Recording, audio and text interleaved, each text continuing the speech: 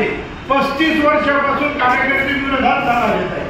मला तर खरंच राष्ट्रवादीच्या कार्यकर्त्यांना मनापासून धन्यवाद द्यावे शकतात आणि कौतुक करावं वाटतं. आमच्या इलेक्शनच्या आमच्या निवडणुकीला अतिशय तनमन झाले, म्हणजे जामनेर मतदारसंघातलेच नाही बाहेरचे सुद्धा सगळे लोक मदतीसाठी येत होते. इतके तन्मयतेने कार्य करणारे आपले कार्यकर्ते. आणि म्हणूनच आता आपल्या कार्यकर्त्यांची निवडणूक येणार आहे, तर त्या कार्यकर्त्यांच्या निवडणुकीसाठी आपल्या सगळ्या नेत्यांनी राबायलाच पाहिजे. कारण आपला पराभव झालेला नाही म्हणून आपण थांबायचं नाही. आपल्या कार्यकर्त्यांच्या रूपामध्ये आपण त्यांना पुढे आणायचं. बोलण्यासारखं खूप आहे, परंतु सध्या शासनाचं कसं झालं 1-2 मिनिटात सांगतो. एका शेतकऱ्याचे तो शेती मालिकून येतो पैसे, एक जण माणूस देतो चोरतो.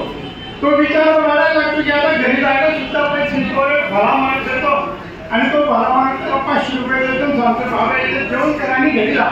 तो जेवण करतो, घरी जातो. त्याच्या महिला सांगतो आता आपलं सगळं वर्ष भारती कमाई लुटली गेली, पण एक भला माणूस भेटण्याने त्याने 500 रुपये दिले म्हणून मी जेवण करून घरापर्यंत येऊ शकतो. आणि असं आहे का आपण त्यांना एकदा बोलू म्हणे, चालेल म्हणे आपण त्यांना बोलू.